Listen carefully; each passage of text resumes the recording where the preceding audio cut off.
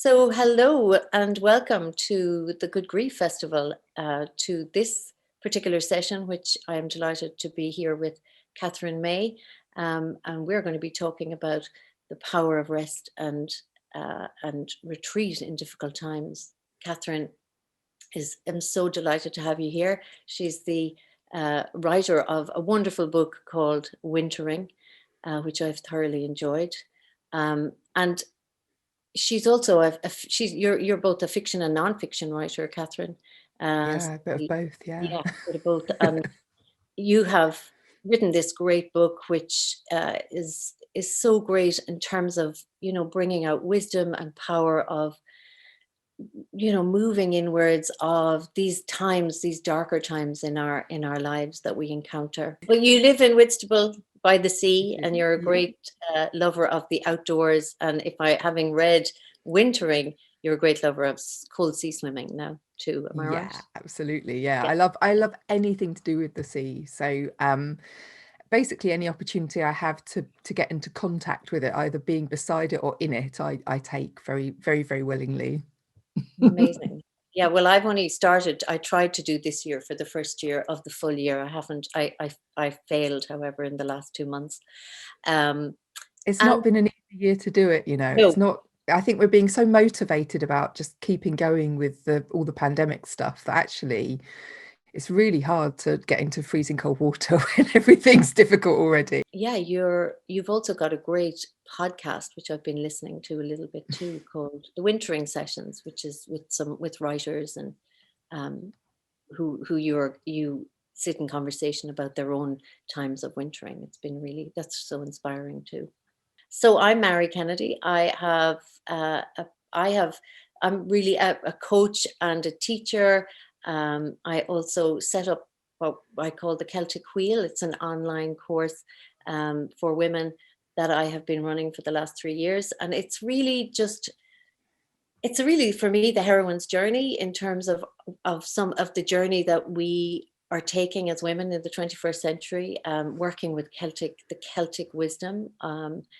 For contemporary times. And what I love about that is, and why I love your book so much, Katherine, is because, part of my journey and finding the Celtic Wheel, which I did around 41 or 42, um, I suddenly realized in my life that I never wintered, to put it in Mm, your words, because so I was always in summer.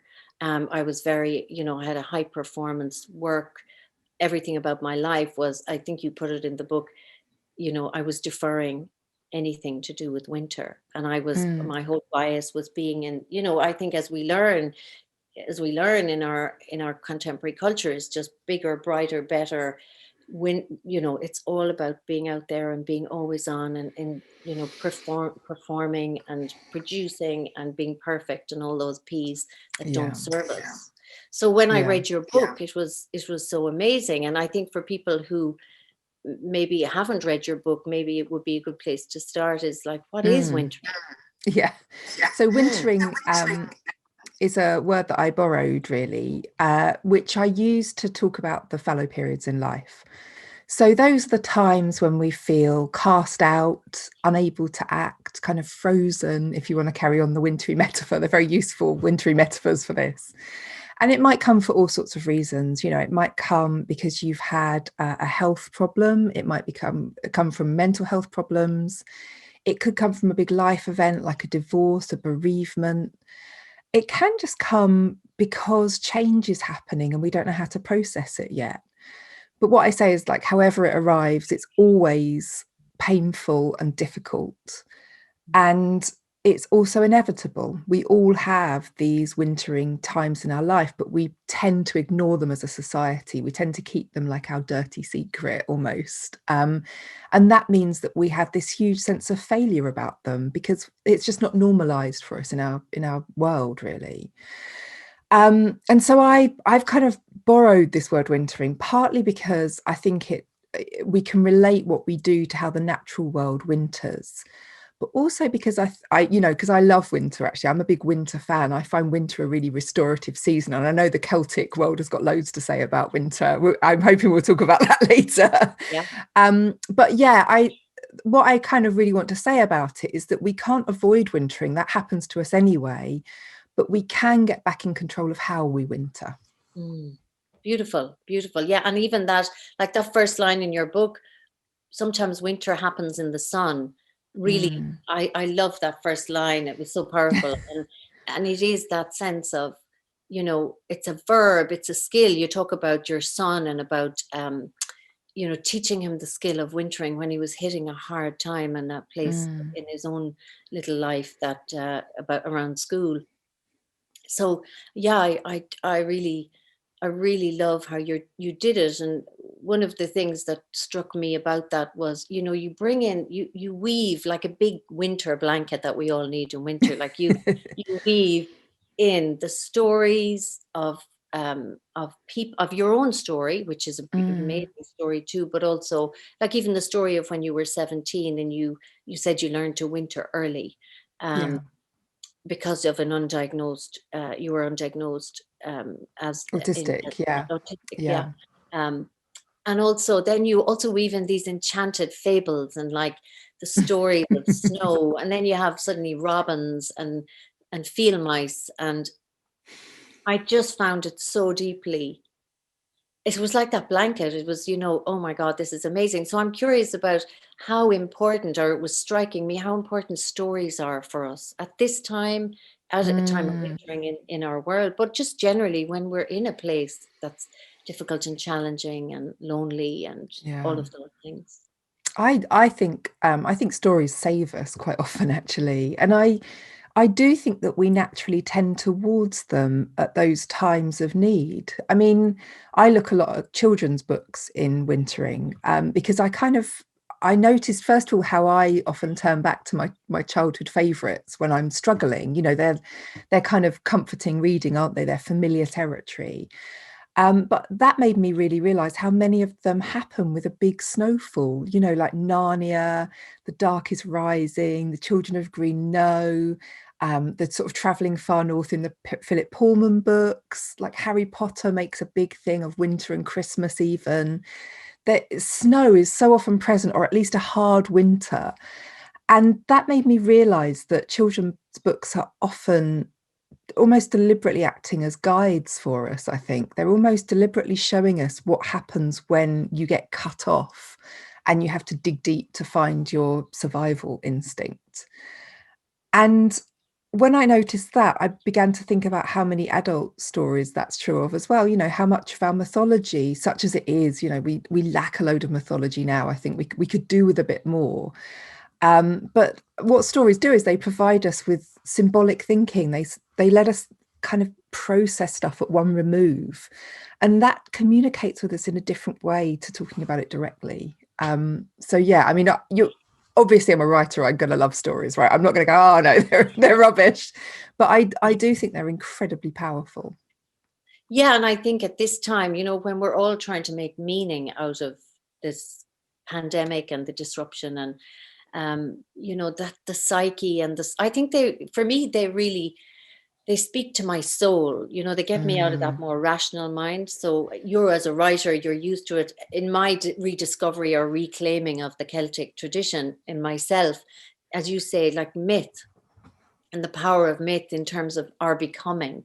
Like I often use myth in terms of like, well, our the archetypal images, or energies, to kind of go, okay, well, who do we want to be? Who, as well as, but I loved that whole idea of just how you wove in. But it wasn't just stories from you; it was stories about people who were intimate with cold, how to thrive in the cold and in Yeah. winter. With the little, I mean, this amazing story about the robin and you losing your voice, and it just so I found it really, really, really powerful, And Yeah. then I suppose that leads me on to like, if it is that stories are so important, and as you said in just earlier, you just said, well, we hide away and we don't tell people, and I would have definitely experienced that in my life, where I would go back to my cave and kind of lick my wounds and get myself all set up and ready and kind of, okay, now I'm ready, and I'm look at me, I've nailed the world, I'm back in. I'm just curious about what stops us, like, from, in your view, Mm. like, what stops us from sharing those Yeah. stories, from exposing ourselves, or just revealing ourselves rather than exposing.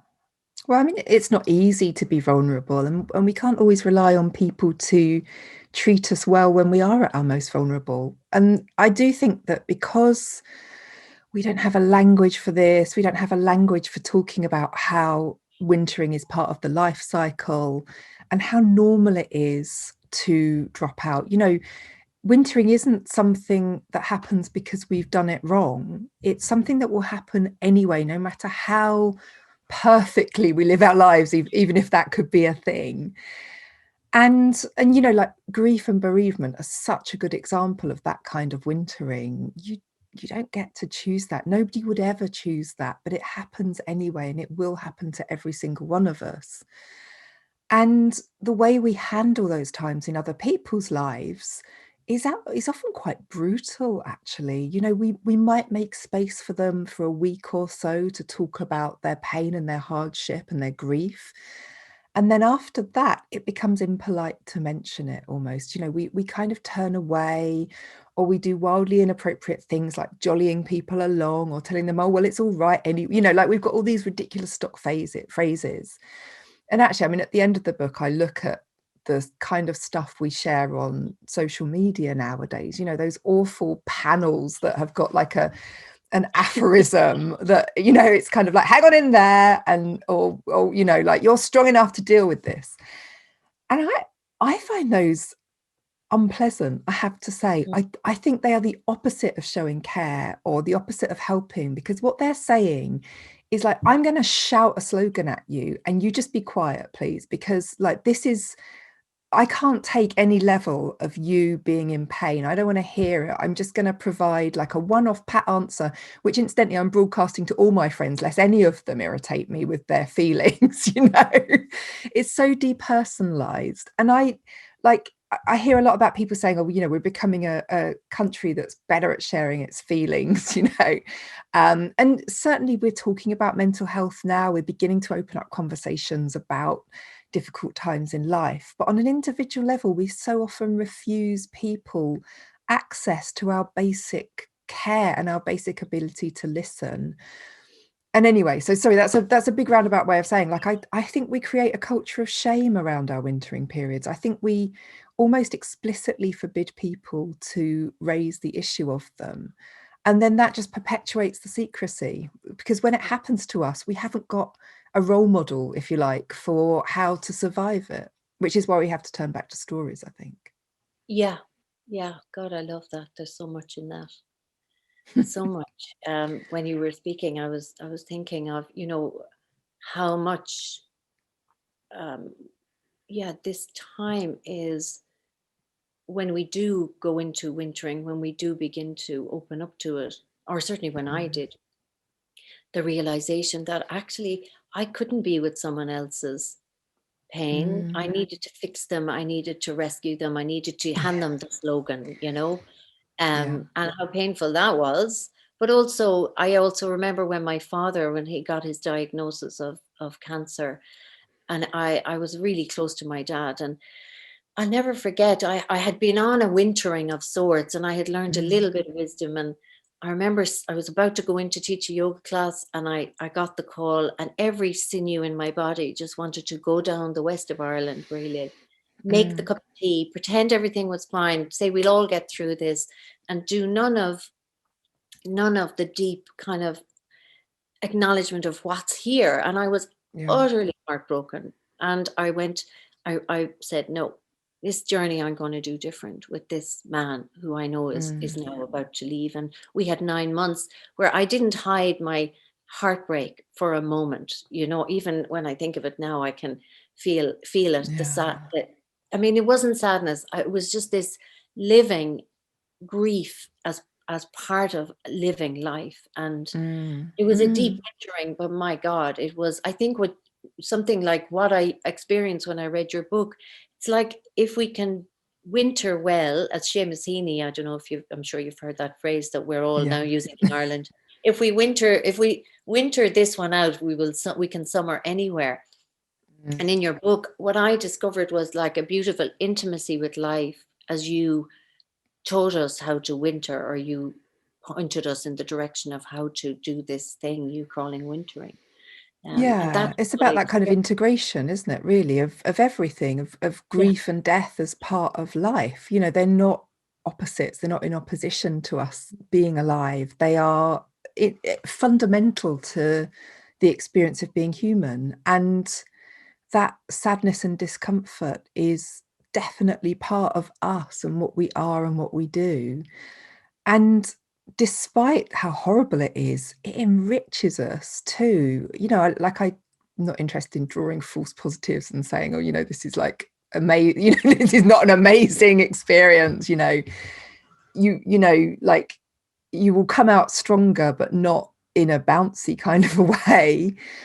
But I think my point more is it is what we are. And the deepest pain of it is us flinching away from those feelings and those experiences. That's what truly puts us in lasting difficulty.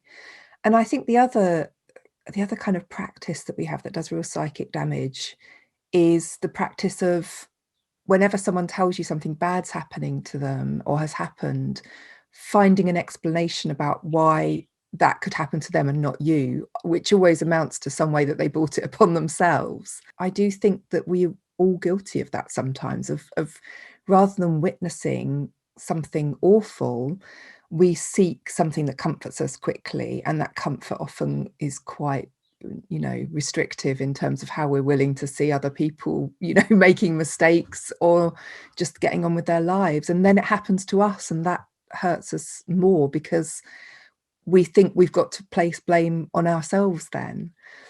And if we sort of can shed all of that and just realize that things happen, illness comes, disaster comes, unwanted change comes, wow, that would be a big weight off of us as a species, I reckon. yeah, and that denial of that, it's like the denial of death in a way, and the denial Mm, of darkness, and yeah, when you know, what it struck me there when you were talking was that it's like it's the discomfort of of feeling grief or pain, or in you, I know you quote Alan Watts, which I love, at the end of the book, around pain. You know, pain is pain, you know, yeah. when you're pushing it away, it's Yeah. pain. Yeah. um, but that there's a denial, or there's a discomfort with that, and it is, I mean, I know it as a meditation teacher, and the neuroscience of this in our body is it's deeply uncomfortable in our Mm, physiology. So actually what we'll always try and do is avoid, or as you were, you know, in terms of like what you spoke about, that politician, it's project onto women, or project onto the person, something else that is that isn't able to just stay with the the human experience of what's happening here, which is deeply mm. uncomfortable, It's you know. But childlike in a way, isn't it? It's like, you know, that couldn't happen to me. It reminds me of my son when he was tiny, first learning that people died. mm, And he said, but that won't happen to us though, right? You know, that was his response. He'd accepted the concept of death, but he couldn't look at it personally. And you know, me being the terrible mother I am, said, actually, it will. mm, And that's part of the glory of our lives rather than the terrible thing of it. Because if we went on forever, we would be wasting so much time. absolutely, absolutely, and I love that, you know, in that, I mean, you say you're a terrible mother. I think you're just a really, that's a great, Just a great way, realistic one. a realistic mother. And you know, I think it's not keeping that ethic of perfection that, you know, Walton, we all live on Walton Mountain, for those of people who remember the Waltons on television, if that's my generation, you know, where everything was, you know, all perfect. Mm, So it's lovely to hear that, and it's, you know, also part of, otherwise things go into the shadow, things Mm, like death go into the shadow in our culture, which they have. And mm. I certainly knew that in, organizations, in the workplace, they say you can bring your whole person to work or your whole self to work. Different ways. But actually, keep the emotions away, keep, Yeah, any of that isn't comfortable for those of us who need to perform at a high level. It's not comfortable. Yeah. no. So, And yeah. I mean, I wonder if that's changing because of the pandemic. I mean, I think, we're talking about a sort of critical mass in a way of suffering that's hard to ignore. But also, I do think the fact that we're all broadcasting from home, and we are broadcasting, aren't we? We've all become broadcasters. I think that in a way has externalized our private lives, and I don't think that's necessarily a bad thing. We're used to kids running in on our Zoom calls now. We're used to people looking a little bit more disheveled than usual. The real world has intruded, and I know that lots of people who manage teams this year, the good ones, have really thought about how to socialize with their working groups as well, to try and keep Yeah. that sense of cohesion and care. And I hope we don't go back on that. I hope we go forwards towards that and really run towards bringing the whole human into our workplaces, because up until now we've made it very, very difficult for anyone that's going through anything at all, I think. Very difficult. Yeah. Anybody that doesn't fit into this particular mold that is high performing. There is no Mm, look, the vulnerability, which is something I think we really learn in wintering, in when we face any grief. That is, I think that learning, as you said at the beginning, is just that power of vulnerability. But it ain't easy. Like, to be vulnerable is so no. so challenging. Um, in our homes, never mind in our workplaces. Yeah. Which Yeah. have been places that everything has been dumbed down quite a lot. And you And can't I be the suppose only person doing it, I think, as well. That's one of the key things about vulnerability. Like, if you're the only person being vulnerable, then that's just hideous. That doesn't work. You have to be met by someone else's vulnerability so that you can have a conversation in that state. that's true, but I sometimes think with leaders that they actually have to lead in that way, and not wait Mm, for someone mm, else to be vulnerable. I mean, a bit like yeah. ourselves. I teach a bit about conflict, and it's like, can we be vulnerable? Can I just be the vulnerable piece here, rather than take up this rigid position?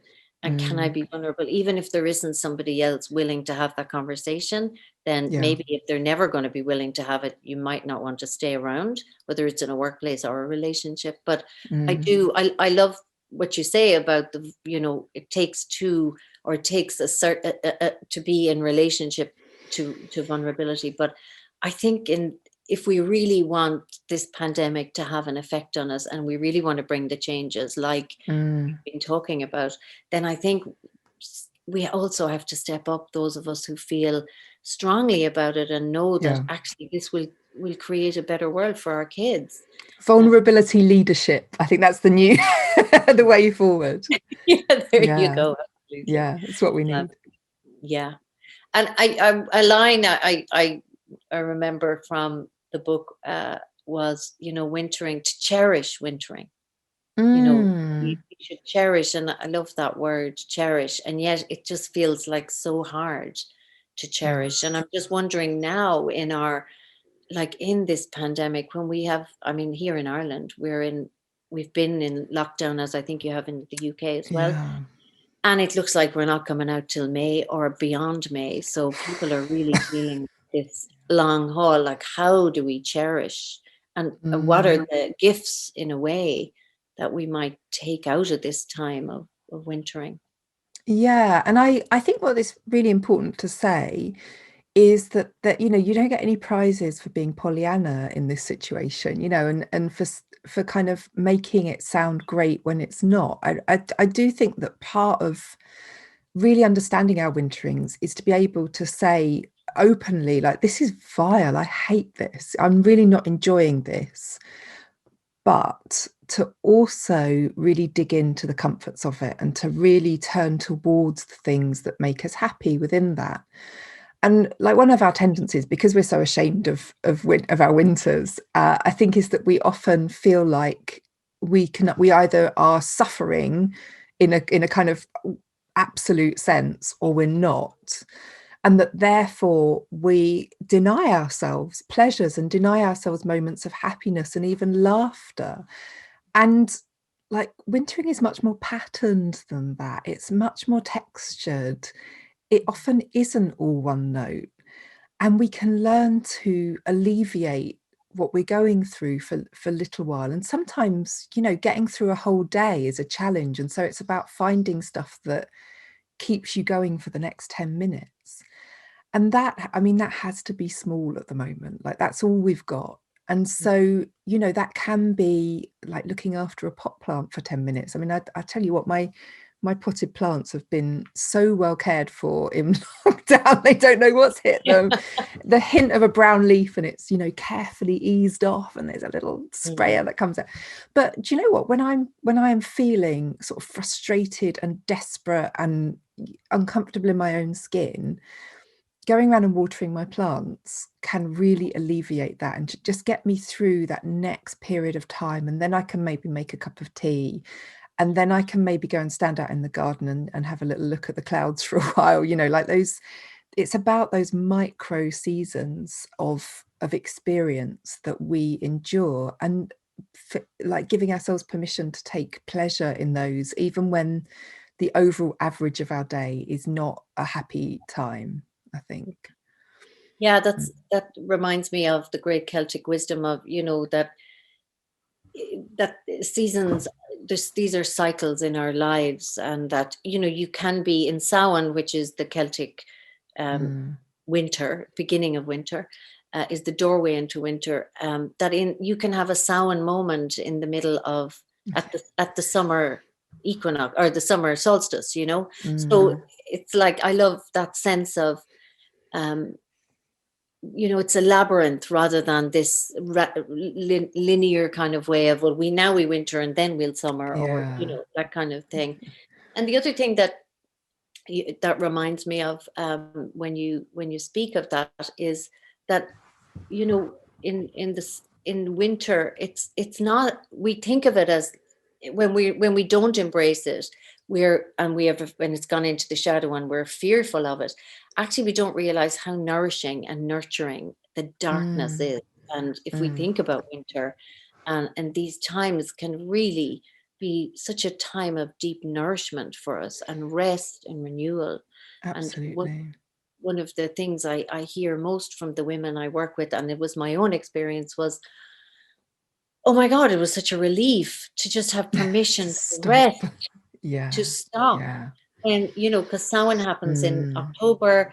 And so on the wheel, we're doing feminine practices. I would say that the wintering is a very feminine way of being in the world. Feminine beyond gender. It's not gendered. We all have feminine, we all have masculine. But that's what I often hear. And it was, it's this utter relief. Oh my God, I'm loving this hibernation. So I'm curious about, do you think men and women winter differently? Is it just a human thing? Is there, and you speak a little bit about it in the book around, how we have a tendency to kind of hold everything together. Yeah, and I think Sylvia Plath in her poem Wintering said, "Winter is for women."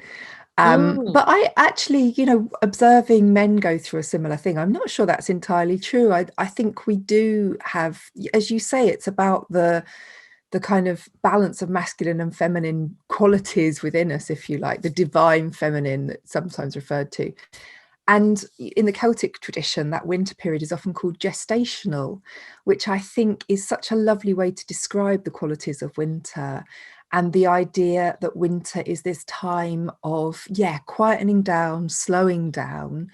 And, in the recent past, we'd have been forcibly kept from the rest of the world by the weather and the darkness.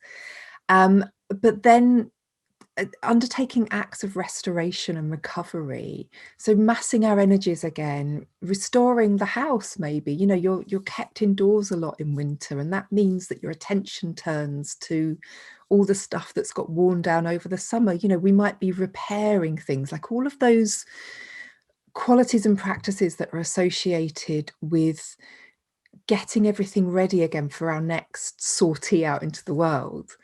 And there's actually lovely English mythology around this, which is almost certainly related to the Celtic Wheel, which is the story of the Oak King and the Holly King. And the Oak Mhm. King rules the summer months and the Holly King rules the winter months. And they have these transition periods. One is at Halloween, which you call Samhain, which I'm always really scared of pronouncing to an Irish person because it makes no sense when I read it. You're bang on. You got it right. Yeah.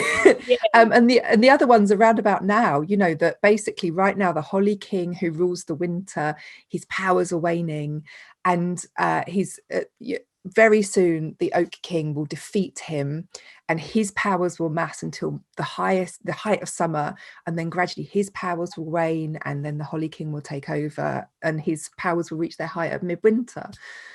And actually that makes so much sense to me, because the Oak King is associated with newness, innovation, kind of rowdiness, if you like. And you can feel that for me, I really always feel that as summer progresses. Like I get a little bit fevered, I'm always doing a new thing in the summer. I'm always overworking. I'm always like doing too much and rushing around. And then it breaks, and it's a relief when it breaks. And it's a relief to go into that contemplative state, really, that winter takes us into. But then you get bored of that. Like by the end of winter, you're ready, you're revving your engines, you're ready to go. And I'm ready for the Oak King to build his powers again. I love that metaphor, and it's cyclical and it goes on and on and on and on and on. But within all of that, for most of the year, the Oak King and the Holly King are there together. It's only at the very height of midsummer and midwinter that you see the kind of force of their influence. Like taking us back to the power of stories to understand the way that our lives go far better than we can explain in plain fact, I think. Yeah, yeah, and it is that wonderful dance. It's a dance Mm, rather than this, because I think that's one thing nature teaches us, that nature doesn't move abruptly, no. and I think for me anyway, that is a great relief to know that. But yeah, just to know that it's this dance that moves, and if we start to move Mm, in that way, which I think we have lost, I think we have taken up the polarity or the side of the street, which is all in the summer, in the oak, in the over yeah. the overculture that we have, where we're all striving and exhausted and out, and there's no time for Mm, contemplation, rest, or repeat. And often, in a time of loss, when we're thrown into wintering, and that is such a beautiful time to pick up the other pole, to walk on the other side of the street, and to slowly change how mm, we're showing up in the world. So yeah, I really love that. yeah. And it's funny, I don't work with the holly and the oak, but it's something that someone has recently drawn to my attention. I work more with the feminine and the masculine, the king and the Mm, goddess, and mm, because in mm. Ireland, in the Celtic tradition, but particularly in Ireland, the king was bestowed sovereignty by the queen, by the goddess of the Right. land. So he I had to see. Yeah. stay in alignment. I mean, it's through the Arthurian legends as well. Mm, Uh, mm. but I love that. And for me, it's, when I winter well, I'm reclaiming the feminine that I never really had in my life. Yeah. um, and in that loss, I my own losses were a massive disruption in my life at 38, when I Mm. lost my marriage and my career, and then I ended up losing my home and losing all sorts of things, Wow. The and whole lot. the whole Mm. lot, yeah. And this actually just has brought me into deep relationship with my feminine. I remember Marion Woodman speaking of it years ago. I don't know, Woodman, who's a great Jungian analyst and a great woman on myth also, but she spoke about, that the masculine or the oak naturally will arise from, not forced, not pushing, but it Mm. naturally arises. We will know what to do if Yes. we stay rooted in our more feminine interior, Yeah. connected in my language to my soul. If I live connected deeply into my soul, I get rooted, I rise up from there.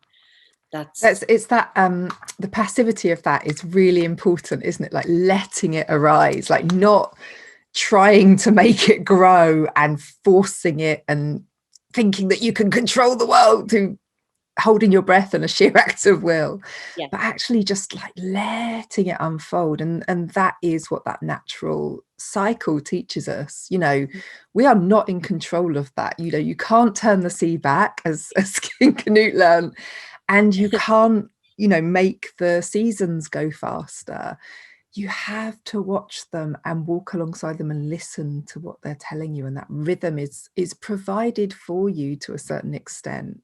And that, whether that's a metaphorical winter or a, you know, a meteorological winter, it will unfold at its own pace, and our job is to match its step rather than to try and hurry it along. Yeah, which takes a kind of surrendering in a way, which is a word that's so often used that people go, oh, well, how do I surrender? You have to let go. And to let go, you Yeah. do need to trust. You need to have a trust in something to let go. I don't know. Yeah, yeah, letting go is really, really hard. It's definitely something that I struggle with. I remember the first time I ever had a massage, and the woman who was doing it, the poor woman who was trying to massage me, kind of taking hold of my arm, then going, "Give me your arm. No, give me your arm. Give me your arm. Like, you have to let me hold it." You know? And Yeah. I couldn't stop holding my own arm. You know. And I, I think that might be my defining quality. But I mean, I learned to meditate about 15 years ago now, and that has been a long, slow process of gradually learning to soften, you know, to meet the world softly. And yeah, I think, you know, like when you and I talk about it, we make it sound like it's something that's achievable, maybe in a simple way. It's, you know, it's really easy for us to accidentally imply that because maybe we've got used to it. But with what we're talking about really is a practice of Yeah. gradually learning your surrender and gradually learning your softening.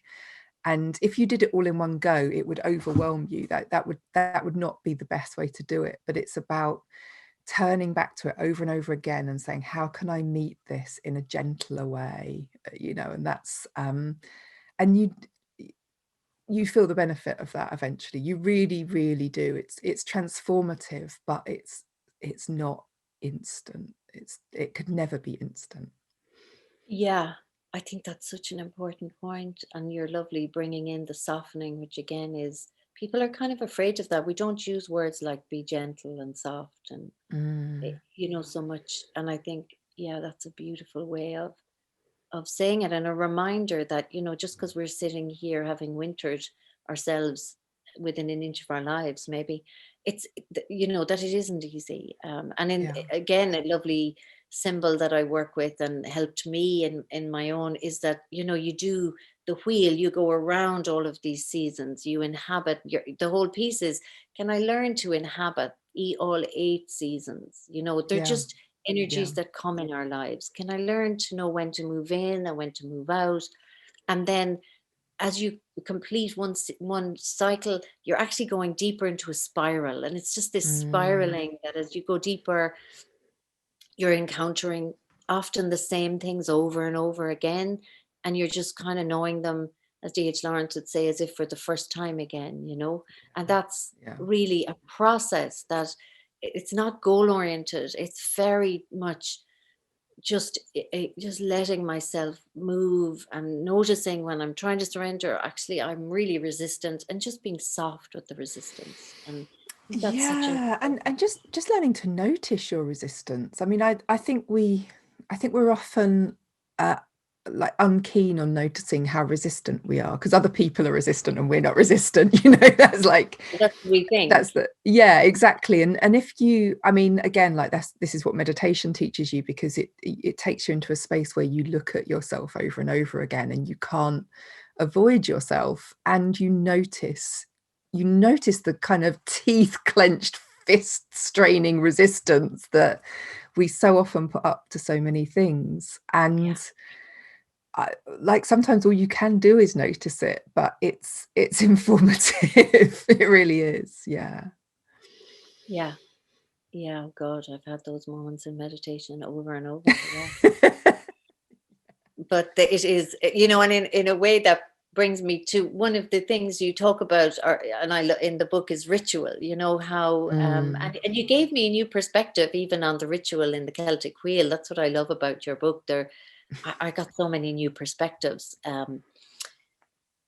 But just, you spoke about ritual, and you met the druid, the leading druid in the Yeah, UK, which I chief loved. druid. Yeah, I Yeah. loved how you the conversation you had with him, and how humble he was, and how Oh, he's lovely. yeah. Philip Carr-Gomm. He's actually given up being the chief druid now. He's busy Oh, has doing he? other stuff. Okay.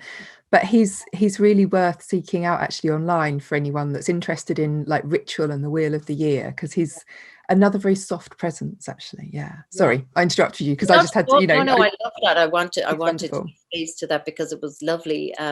But a lot of what you talk about in the book, and that conversation with him, is like the importance of ritual in our lives. Mm, How the perspective of, it actually, it's every 6 weeks, or it was his actually yeah. perspective, but you speaking of it, Yeah. It's every his perspective. week, Yeah. Yeah. that when we work with things like the wheel or whatever Mm, maps like this, that bringing ritual in every 6 weeks is the most beautiful rhythm. um, yeah. and Yeah. particularly these days when we're in this, what seems like one season only, one note only, Yeah. to bring in and mark the seasons, like the spring equinox now on the 20th of March. Yeah, I was about to say that's coming. Yeah. Yeah, I mean, probably for anyone that's not familiar with the Wheel of the Year, it might be worth outlining that, just because like I wasn't until I mean, I was vaguely aware of it. But so Yeah. we've got the midsummer and midwinter, which are the solstices, which are the kind of extremes of the longest day and the shortest day. And then you have the equinoxes in between, at the sort of exact points in between when the day and night are equal. So that comes on the 20th of March, and what date in October? It can change, that they can Yeah. change sometimes slightly, just because Yeah, but they're it's a usually between few the days.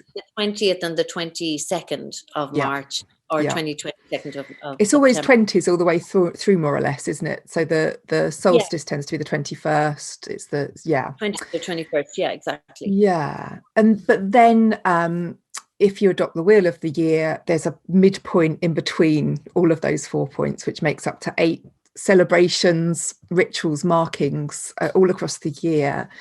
Each one has a different meaning. Each one's about the kind of crossing the boundary into a new season, or half a season, if you Yeah. like. And like, yeah, what Philip Carr-Gomm said is, even if you ignore the kind of the meaning behind all of that, if you just show up every 6 weeks to mark that transition, you're giving yourself a rhythm that tells you that time is moving on when everything feels like nothing's moving on, and which provides you with something to light up your life. That, and he said, like, what he talked about it. I didn't end up putting it in the book, but when I interviewed him, he said, well, I got divorced a couple of years ago, and when I was first living without my children, that was incredibly hard. And he said that was when I really realized the meaning of that Wheel of the Year, because actually, whatever happened, I could see that the next point of celebration was only a few weeks away.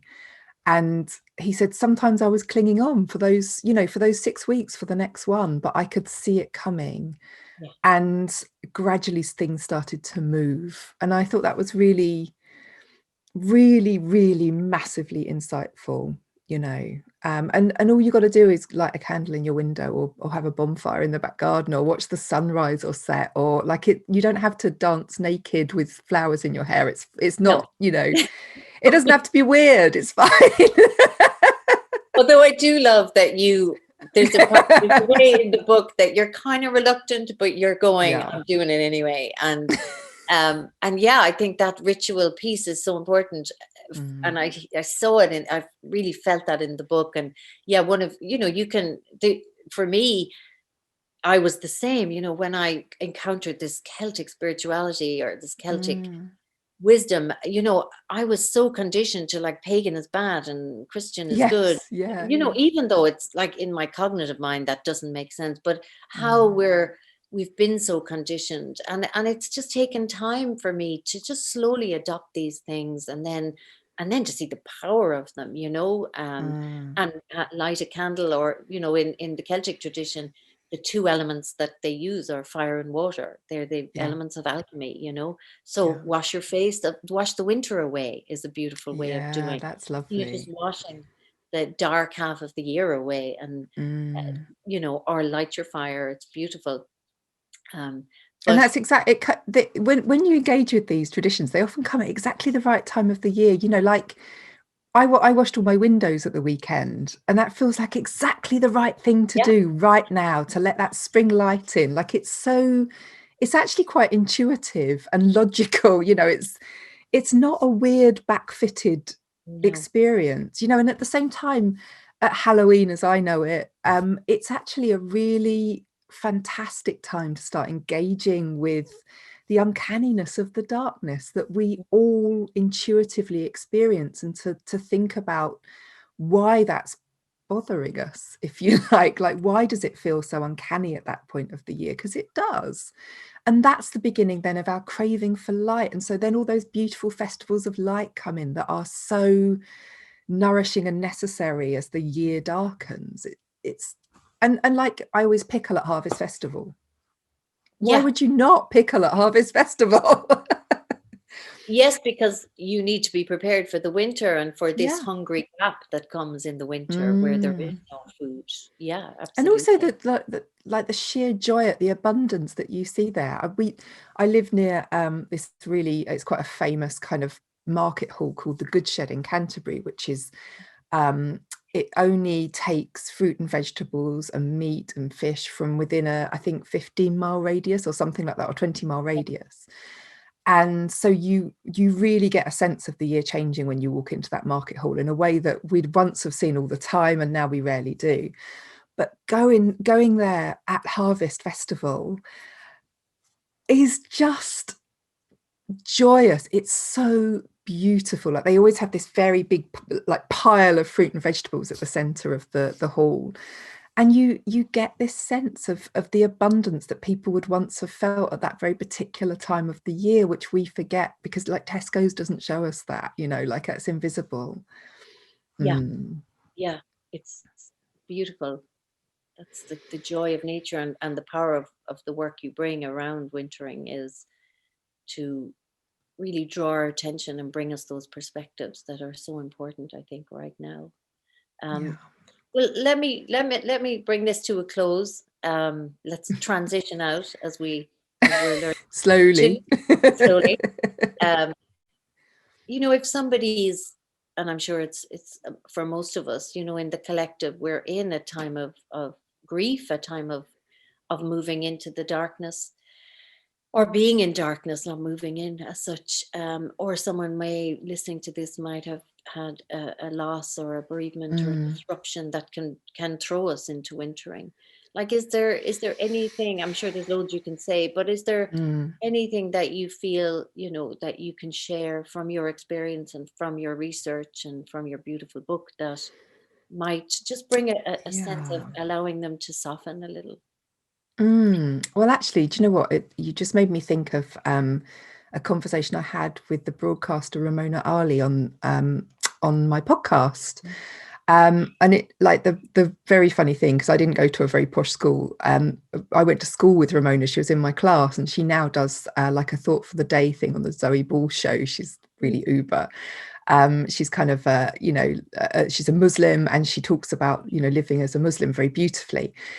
And I hadn't seen her since we'd been to school, and she'd lost her father since, and she'd also dealt with a lot of other grief in her family.